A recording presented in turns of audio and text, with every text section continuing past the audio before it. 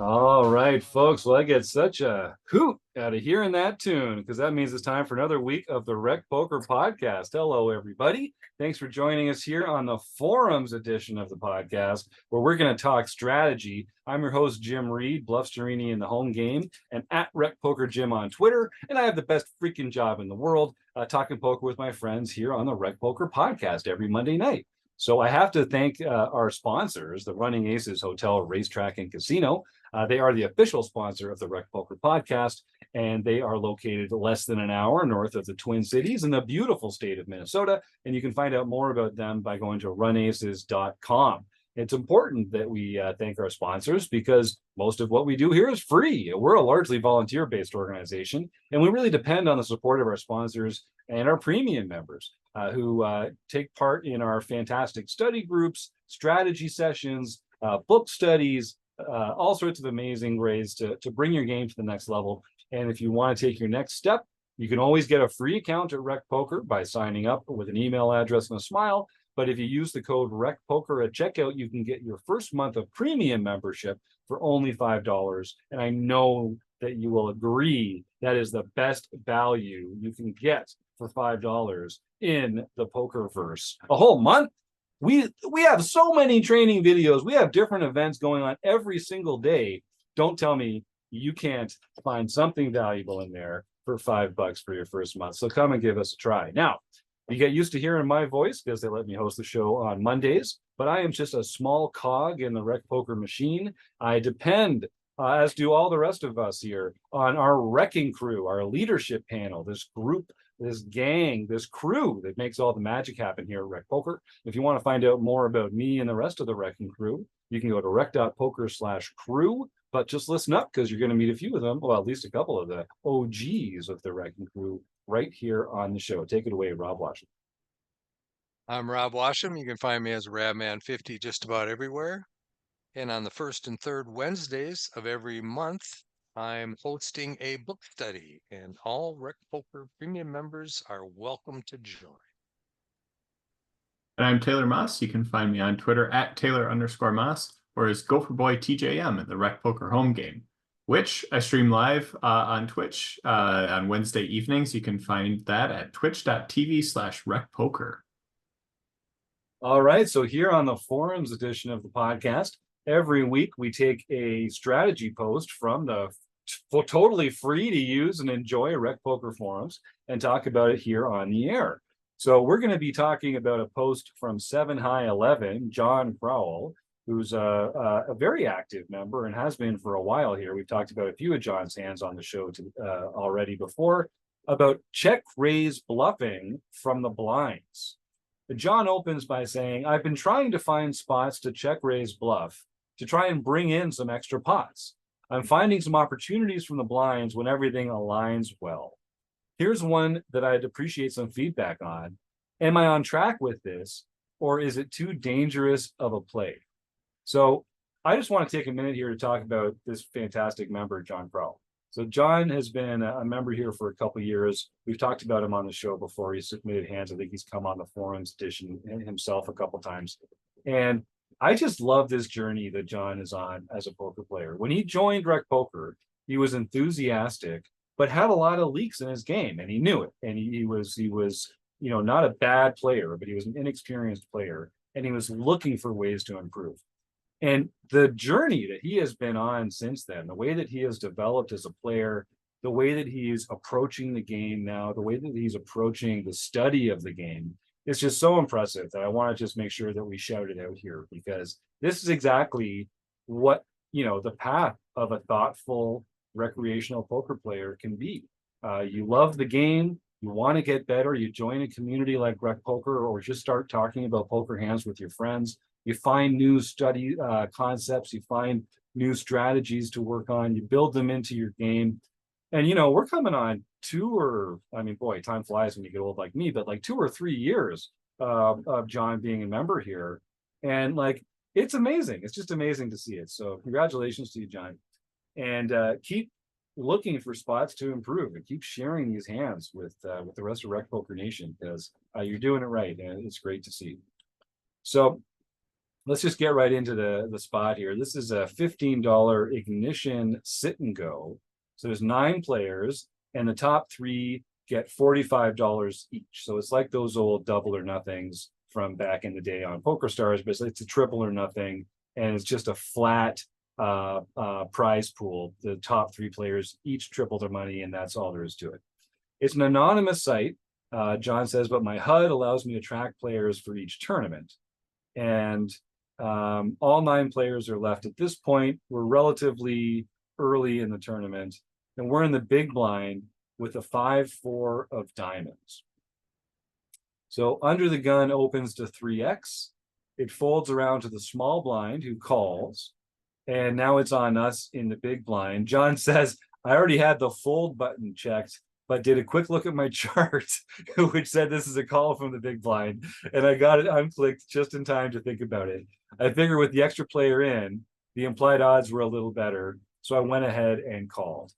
Now, I think this is probably a call heads up, 5-4 suited to a single raise. I just want to challenge John a little bit here. It's true that your odds are getting better, but your equity is getting worse when the third player comes into the hand.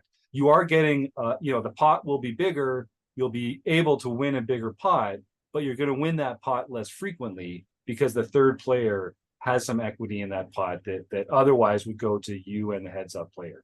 Taylor, what's on your mind? Yeah, I mean, first, I think he probably just miswrote this. He probably wasn't actively looking at charts while he was playing this, because we would I'm never sure he wasn't, condone because that's not real-time allowed, yeah. assistance. But no, like going multi-way in these spots, we want to have cards that we don't think our opponents are going to have in this spot. And 5-4 suited definitely like fits the bill of hands that like work all right. It may seem a bit counterintuitive to others, but like this hand is way better for us than a hand like ace-5 offsuit. Like we don't want to have ace-5 offsuit in this spot, ace-6 offsuit, like those types of things, going multi-way and calling from the big blind. But having something that's a small suited connector, something that can flop really well, is those types of hands that we do want to play here. So we're getting a spot where we have to call 2 big blinds into a pot of probably 10-ish or so. Like we don't have to win this all that often, and we're looking for one of those flops that favors our range rather than an under the gun open range. And when we close the action here with these kind of low suited connectors, are we doing this to make a pair, or are we doing this to make a hand that is stronger than one pair? Like if we end up with one pair here holding 5-4 suited, is that a flop that we've hit, or are we really looking for very strong draws and 2 pair plus? Taylor? We're going for quads and nothing less. It all depends on the board. Like we have to pay attention to the dynamics of it. We're going to get into an example where I'm going to say hitting a pair is actually really good for us, but you can lay out a ton of examples where hitting a pair would not be good for us, because you can make the flop ace, queen, 4, all hearts. That's no good for us. Like we'd want to get away from it, but this example is going to be one that actually plays out where a pair is something that we probably feel relatively confident about. But we have to have a board that works for us, or one that is going to have strong enough draws for us to want to continue. Rob? Yeah, just to add on to that, I think it's basically range, right? Does the board favor our range versus their range? So even if we don't make a pair, there are other cards that are going to be better for our overall range than it is for our opponents. So I think between, is making a pair good? I mean, if you hit a deuce, that's, if you hit a 4 or 5, that's kind of good. But like Taylor said, if it's an ace queen 5, I'm not feeling very happy about it. But if it's 7-6-5, I'm feeling a heck of a lot better. So it's where the ranges fit against the range that's opening. Great clarifications. Thanks, guys. So John has a very detailed post here. Well, I'm just going to skip right to the flop here. So the flop comes 2 of spades, 5 of clubs, 2 of clubs, So we have the 5-4 of diamonds. So it gives us a pair of fives and a backdoor straight draw. So this is one of those above average flops for a hand like ours, and certainly for our big blind range as well, which is something that we'll get into here. So the small blind checks. Our hero plays in flow and checks, but with the idea, says John, that I might be able to represent a 2 with a check raise. And let's just talk about that a little bit before we get into the action. So Rob, I think this is what you're talking about, where it's we have more 2s in our big blind calling range than this early position opener has. And so you're saying, even though we don't have a 2 in our hand, this still favors our range and we can represent a 2 better than some of the other players. Is that right? Yeah, if you look at the overall ranges of both players, the opener is not going to have a lot of 2s in their hand. The small blind is not calling with a lot of small cards. Maybe, some small pocket pairs or something like that, but we talked about that in a previous forum post where pocket pairs are not that frequent. So the range of hands are going to be a lot of broadways, a lot of bigger cards, and a lot of, going to be a lot of stuff that is going to be totally miss this flop. And the only range that hit this flop very well would be the big blinds range. So basically we're talking our range against their 2 ranges, even if we don't have 5-4. If we had a hand like 9-10, this would still be a better flop for our range than it would be for our opponent's range. So that's something that you have to keep in mind.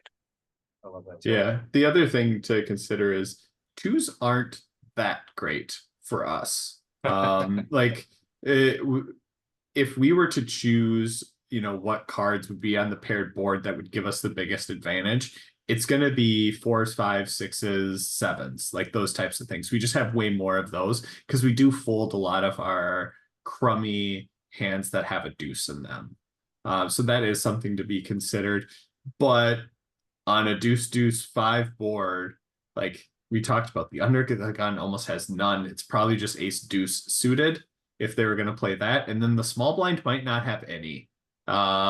It might be pocket deuces if they're trying to set 9 with pocket deuces, but other than that, they might not have any deuces in their range. So from that aspect, it's very clean. And I just to like jump to part of my conclusion, I take some offense to how John phrased this forums post, because he talked about check raise bluffing from the blinds, and we flopped a pair of 5s here in a spot where opponents rarely have a deuce. So are we really bluffing in this spot? I'm going to say very heavily, no, we are not bluffing in this spot. We have a value hand when we have a pair of 5s here. I know how strongly you feel about having a pair of 5s. So I know that means a lot when you say that, Taylor Moss. So yeah, listen, having 2 5s is an extremely valuable situation to be in. You're right, Taylor. It's great when you have 2 5s. I mean, that's really, really important and I'm fantastic. gonna leave. And if you look at this board, like, so they're not likely to have a lot of 2s. In fact, there's only 2 combos of ace 2 suited out there. There's only 2 combos of ace 5 suited out there because we've got a 5 and there's a 5 on the board.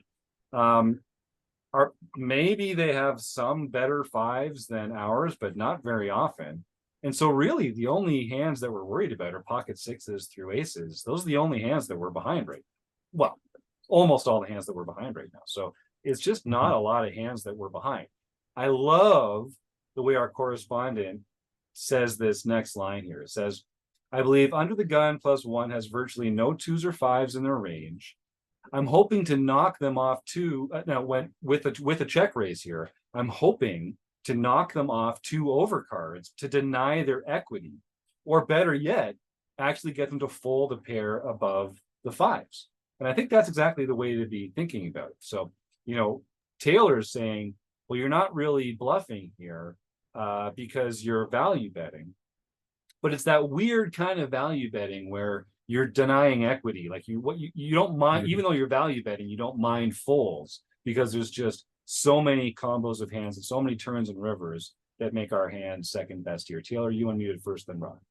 Yeah, and that's a huge point, and that's a great, like you talked about, John, and like, seeing his posts and going through these things, like to me, like underline that part of the forum post that he has. That's the big takeaway in this spot, and great to see him understanding that piece. But it's like we check raise to deny equity from overcards here.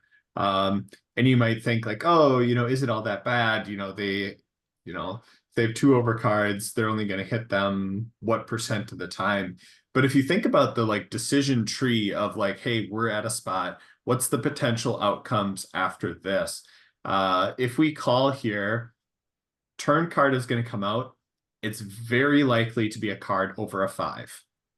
And once that card is over a 5, it puts our decisions in a much harder position. Because we don't know exactly what overcards were we fading in this spot. And not only that, we have 2 opponents in this. So there's a potential of 4 potential overcards that could come that make us no longer have the best hand if that's the spot that we were in. So being able to deny that equity from our opponents is a huge priority for us here. And we're check raising as a value bet to deny equity. Like we are ahead and we are going to deny equity from our opponents because they may have 20% and they may not know it. But if we can get them off that 20%, that means we win 100% of the time. And those are the types of things that we're trying to accomplish. Yeah, Rob.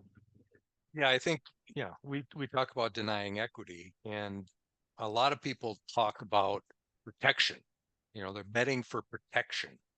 And basically, when people say they're betting for protection, they're betting to deny equity from hands that could improve and beat you. So when you have top pair, and especially on a board like this, you have top pair, there are a lot of overcards that could crush your dreams, right?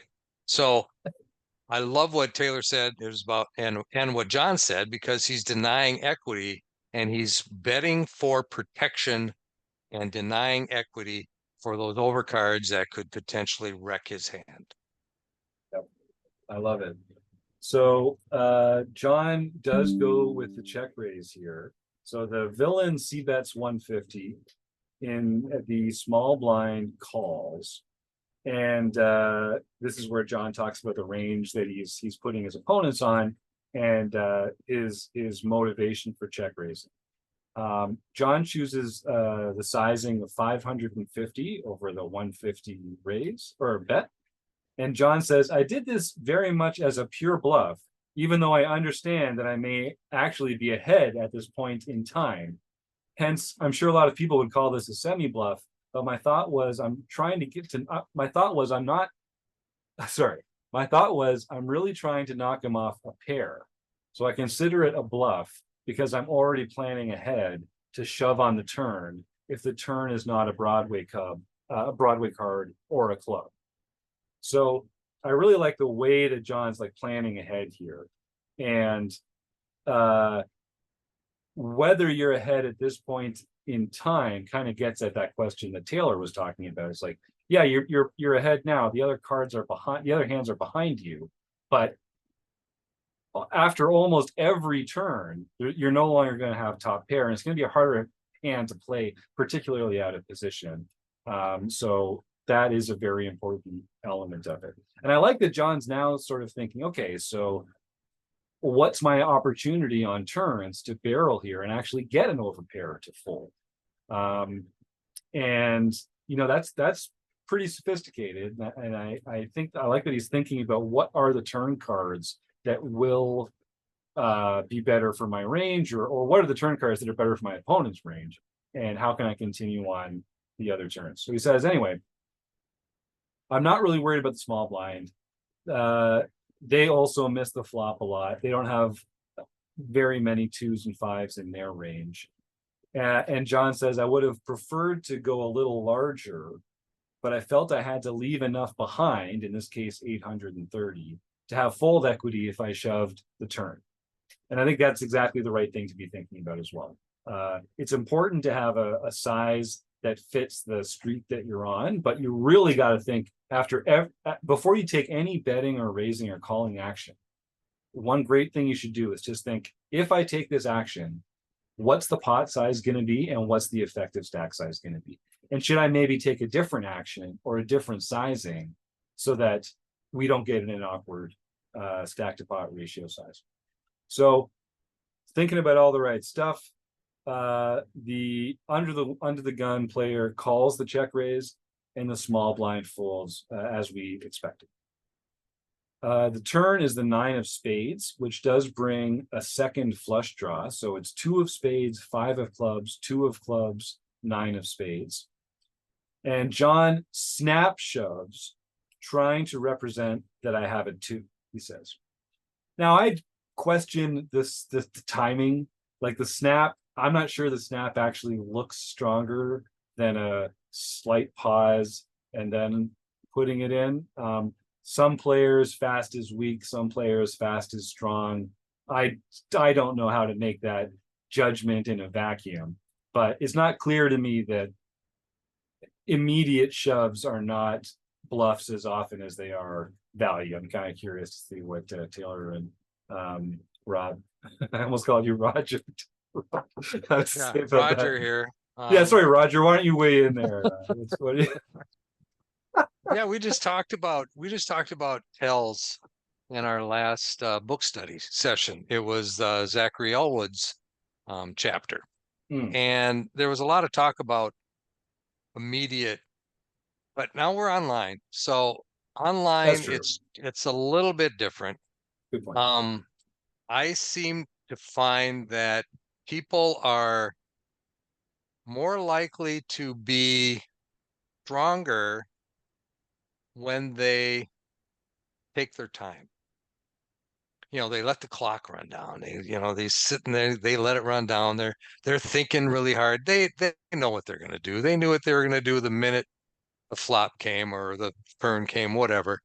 So they're trying to be deceptive, which doesn't really work.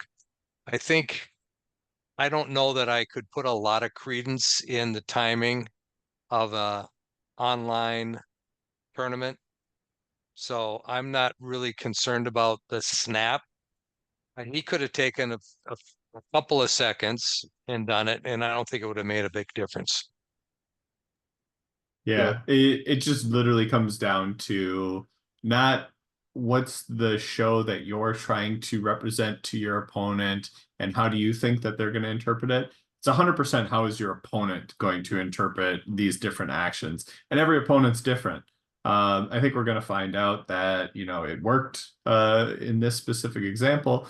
But if I was in the villain spot and I saw someone snap shove into me, I'd be like, okay, cool. It was a flush draw. I'm going to call off. Because that's what I would perceive in that specific moment. If they took their time and then shoved, I might be sitting there, like Rob said, they were, fake thinking about this for a while and trying to get me to consider it. And they might have a 2. If it was me, I would not assume that they have a 2 when they snap shove into it, just based off of like timing tells. But that's me. You can talk to someone else and, they may see the snap shove and be like, it's 100% a 2 because that's how people play it in this spot, and then fold really strong hands. So it's 100% villain dependent on if you're trying to make some sort of timing play on how are they going to interpret that. Yeah, sometimes I think, oh, sorry, Rob, go ahead. Oh, I was just going to say it also has to do with the amount of chips that were left. Yeah. If this was situation where he had more chips than was in the pot, then I might have a different flavor for what he was trying to do. But he was betting less than the pot as a jam into the pot. So to me, that doesn't look as bluffy, I guess you could say. If he was putting in 2x pot, that to me on a snap would look really bluffy. Yeah. The one thing about the snap that usually what I take from it is that this player had a plan for this street. So on the previous street, they had thought about, okay, what am I going to do on the turn? And they kind of figured on these runouts, I'm going to shove, and on these runouts, I'm not. we don't know what their options were, but that snap usually means it almost like ties the strength of their hand to the previous streak in a way. So I like that Taylor's thinking like a flush draw. That's a real, you kind of know immediately the hands that you're going to shove on, or maybe it's just you're always going to shove, or maybe you're going to shove every time the flush draw doesn't come in, or maybe you're going to shove every time the flush draw does come in. But those are very like the card comes and you know what to do and you take your action. The same might be true if you had a 2 in your hand. It's like, okay, if the flush draw doesn't come in, I'm going to shove. Okay, boom, instant shove. But I think it is so you have to like know players and get a sense of what, like you were saying, Taylor, what their interpretation is going to be. But a very wise man named Rob or Roger Washam, I don't remember which, said great advice to me, which was just every action, just take your hand off the mouse. Just take your hand off the mouse for 5 seconds. Not only does it eliminate these little pseudo timing tells, who knows if you're giving it off one way or the other, but it also stops you from just making really stupid boneheaded decisions in those 4 seconds before you do it. Like use that time to visualize, okay, let's just pretend I did just shove. Now, do I feel really stupid? Like, am I thinking like, oh, wait, what if they have this? Like, put yourself through that, take your hand off the mouse. And it's pretty nitpicky stuff, but unless you feel like you have a good read on how your opponent is going to judge the snap, then there's just no reason. There's no reason to have it in your arsenal, especially if you feel like you're only doing it when you're bluffing, or you're only doing it when you're value heavy. That might be something that you're just not cognizant of. And that's not something you're going to see in your Poker Tracker 4 review either, because those aren't timed hands. It's not like a video. So 5 seconds, take your hand off the mouse, just standardize that for yourself and give yourself that opportunity to just avoid those silly little punts that we all do from time to time. Or maybe it's just me, but I've benefited a lot from taking my hand off the mouse for those 5 seconds. Okay. So the turn's the 9 of spades. John shoves. Villain tanks 15 seconds or so and then folds and turns over the rockets, pocket aces. John says, I got that little rush of having executed a plan and had it work perfectly.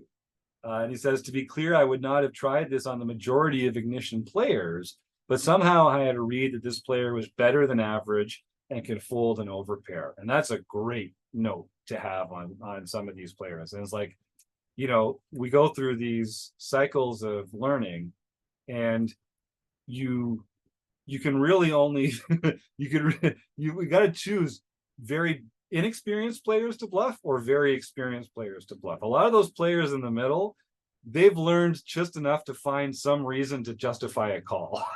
Mostly what we want to do is call. And there's a lot of information out there that's like, oh, well, if he was doing it like this, or if this was the sizing, or, oh, did they snap? Because then you should totally, there's a good reason to call. But I think that's players that are good enough to know how to fold are definitely better targets for spots like this. And then the last thing that John says is, I always try not to be results oriented, and I review both winning hands and losing hands. But I'm feeling pretty good about this one. And I just don't want to be feeling good about it because I'm being results oriented. So I'd appreciate some feedback. So again, just, way to think about it in all the right terms there, John. Rob, you unmuted first. What are your thoughts? Yeah, I just want to commend John for thinking to this level of where he's at, because like you said in the beginning, we've known John for a long time, number of years, and watched his progression and watched him as he gains new spots, new plays that he would never even think of. He got fortunate that this was not one of those people that get married to pocket aces, obviously. So that was a very good read on his part. So yeah, I just want to commend John for the thought that he put in this. And one thing that came out to me is a lot of players play each spot individually without thinking about what's going to happen next, what's going to happen next. And what John did here is he started out with a plan pre-flop. When he called it, when he called that in the big blind, he thought, well, this could be an opportunity for me. And he looked at ranges. He looked at the range based on the flop texture and where he was in the hand, and realized that as long as that wasn't a Broadway or a bigger card on the turn, that he still had range advantage and he could make the play that he was planning to play. Now, if the turn had been a jack or a queen or a king, he shuts down. He made that very clear. So he had a plan based on how the turn happened, or what happened on the turn, and he executed that plan. And that shows a lot of determination, a lot of study, a lot of confidence in your game, which is something that he has really, really achieved in the couple of years that he's been here with us at RecPoker. Yeah, and check raising is a really important concept that I don't think gets a ton of attention, even though it should. Like, I had flashbacks because you're talking about John and like his, poker journey as he's learned more. I was thinking back to, I forget how long ago it was, but I was just posting my random thoughts on Twitter one day, and I was like, I feel like I should be check raising more. Like, I only do it when I have good hands. Like, I should be doing this more, right? And the answer from people were like, yeah, you should. Like, you don't always just in certain spots. And like, I had the flashback here because he was like, hey, if I check raise, I represent a 2, which is that very like simple, like, hey, I'm going to only check raise when I have really strong hands. Otherwise, I'm just going to like try and get to showdown. But we have to check raise more. And if you look at this hand, the one that John picked, it's actually a really good situation from many different aspects to go for a check raise. It's got the board run out that really favors our range and not our opponent's ranges. And he broke down all those reasons. Secondly, we didn't talk about this too much, but it was a multi-way pot. And in a multi-way pot, when we're closing the action on the flop, it actually is a really good spot for us to be raising quite heavily to get the other players out of the hand. We talked about the bit about equity denial, and that's part of the reason, like in those spots, we go for those types of things. But another good spot for us to go for that check raise. So it's like, hey, we had, kind of 2 good reasons for, the board favors us, plus this situation favors us. And then we looked at our cards and it was like, yeah, these cards are ones that would benefit from a check raise here, and we executed on it. So we saw kind of those 3, big areas for us to execute the check raise, and we went for it. And I would just say, like, hey, think about more spots like this. Like, where are the other spots where we're seeing boards that favor us, situations and how the hand is played up until this point, and do we have a hand that can check raise to go for more spots like this? Because it's not just a 2 on this board. It's, flush draws, it's straight draws. It's sometimes for the bluffs, it's, backdoor draws or, some overcards that are definitely behind, but are trying to bluff out other hands that have them beat at this point. So it's like, think about some of those spots and like break this down, because this is a good example here for this one specific spot, but we can take that and we can leverage that into other areas and kind of grow. Yeah, Rob. Yeah, I think as part of that, most recreational players don't find enough check raises. They want to just get to showdown with this pair of 5s. Yeah, maybe I can get to show. Maybe I'll win with my pair of 5s, or whatever it is. And keep in mind that because of that, most recreational players, if they face a check raise, they feel that that person either has 2 pair or a set. What else could they be check raising? Because that's what they would be check raising. Yeah. So keep that in mind when you're looking for those check raise spots. Look for the ranges that, like Taylor said, your backdoor straights, your backdoor flushes, your range versus board texture situations where you have the advantage, and use that to win more pots. Yeah, and I'll just say explicitly, one of the things that Taylor was getting at there, our hand also benefits from the aggressive action here because we benefit from protection. Like we actually have a made hand here, and there are very few good turns and rivers. So it's a good range for us, but our hand also is incentivized to make this aggressive action and to get some folds, to add some fold equity. So I think this is a really good microcosm of sort of like the check raising theory. Specifically, we're talking about ranges that favor us, the ways that our hands are incentivized, how the ranges miss our opponents, and also our opponent types. Those are all going to be, and stack depth. We didn't really talk about that much, but stack depth should be one of the factors that you consider when check raising, because you have to think about, do I have enough chips that I can leave enough behind to threaten a stack on a future street if I decide to fire again? Or do I have few enough chips that this is actually a check raise shove, and I'm still going to take this line as more of a one and done than a 1-2 punch? Or do I have such a stack depth that I actually don't have enough fold equity in either of those cases? Maybe it's a call, maybe it's a fold. Maybe you shouldn't have put yourself in this spot in the first place. So a lot of this, like thinking ahead, having a plan, and these are all good factors to consider. All right, so we got some great responses here from Eric Jin, who goes by Binkley, from Keith Brandt, who goes by Monkey System, some fantastic Wrecking Crew members with some really well thought out responses. They both broke this hand down in various solvers. Eric broke it down in Range Trainer Pro, and Keith broke it down in GTO Wizard. And again, you can just click the link to see how those solvers play these particular spots. I'll leave you with one last line from our correspondent as he closes his forum post in a comment down below. He says, "Thanks for the responses, guys. If nothing else, this gives me confidence I'm starting to think about the right things in the right way, even if the moves I'm making aren't really refined yet.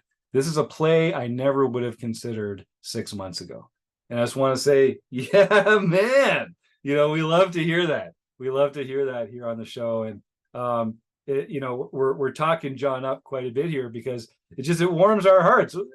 John's typical of a lot of these RecPoker Premium members who have gotten more involved over the last few years or the last few months, depending on where they are in their own poker journey. And like, folks, there's resources and peers and mentors here that can help you take your game to the next level. And poker is a game that the more you study it, the more you will enjoy it, the more you will understand how much more there is to study. It's a game that you can work on for a lifetime and still have more to learn. So don't get intimidated by it. It's easy to get better. And most of the players listening to this podcast will find some ways to get better here at RecPoker. So do check that out. And if you enjoyed listening to some of the analysis from Rob and Taylor, or if you click on the link and you enjoy what Keith and Eric have mentioned, I will just say that a lot of our Wrecking Crew members offer one-to-one coaching or group coaching. And if you are trying to take your game to the next level, getting some personalized feedback on your own leaks, the mistakes that you're making, the resources that would be best for you to take your game to the next level, it's really invaluable. And none of us are going to live forever. Get better sooner by getting some help from a peer or a mentor or a coach, like I say here at RecPoker. So if you go to rec.poker/coaching, you can see all sorts of great folks there that want to work with you to help you improve your game. And I think the rates that people are charging are like crazy competitive compared to some of the other coaching rates out there. And you're going to get some excellent advice from some of these Wrecking Crew members. So yeah, don't hesitate to give us a ring there, folks. And one more shout out to John for his fantastic post. Rob, Taylor, anything else that we should add to this before we roll on out of here? I don't think so. So thanks to Rob, thanks to Taylor, thanks to John, thanks to the Running Aces Hotel, Racetrack, and Casino, and thanks to you, the listeners. We wouldn't do it without you. So thanks for tuning in to another week of the RecPoker Podcast, and we'll see you next week at Peloton. Good night, everybody.